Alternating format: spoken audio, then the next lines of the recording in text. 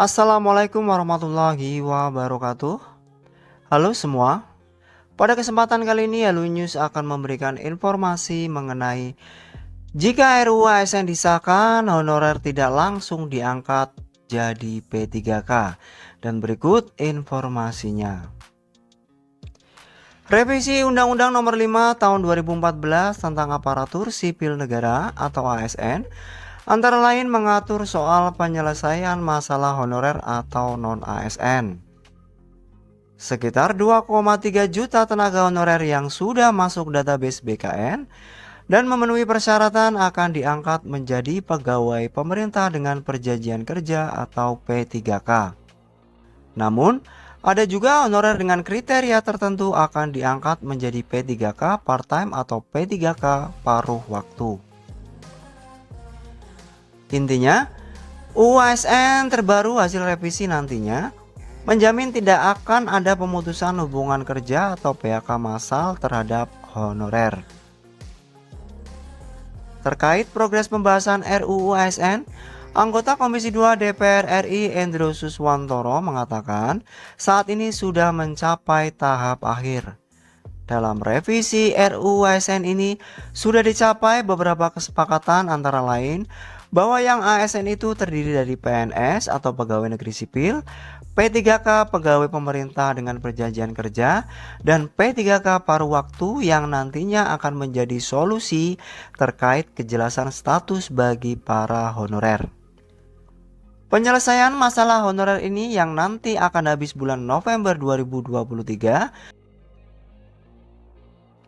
Bagi mereka para honorer kami berharap supaya tenang dan aman. Kami akan melindungi para honorer ini tidak akan terjadi PHK, kata Endro usai rapat panja RUU ASN dengan pemerintah di Kompleks Parlemen di Jakarta Selasa Dijelaskan bahwa saat ini pemerintah Kementerian Pendayagunaan Aparatur Negara dan Reformasi Birokrasi sedang melakukan pendataan dan audit terhadap data honorer yang ada di seluruh daerah. Langkah tersebut dilakukan, kata Endro, karena para honorer yang beralih menjadi P3K paruh waktu haruslah sudah terdaftar di pangkalan data BKN atau Badan Kepegawaian Negara. Termasuk kualifikasi dan sebagainya, beberapa hal yang harus kita cermati bahwa tenaga honorer ini akan dikantongi atau beralih menjadi P3K paruh waktu, khususnya yang berada di pangkalan data BKN, tuturnya.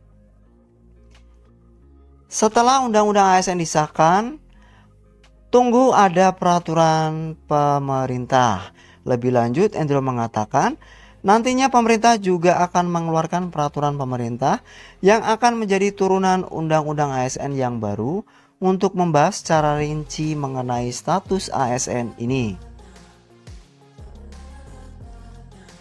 Dengan demikian, pengangkatan honorer menjadi P3K penuh waktu atau P3K part-time masih harus menunggu aturan teknis pelaksanaan Undang-Undang ASN yang baru.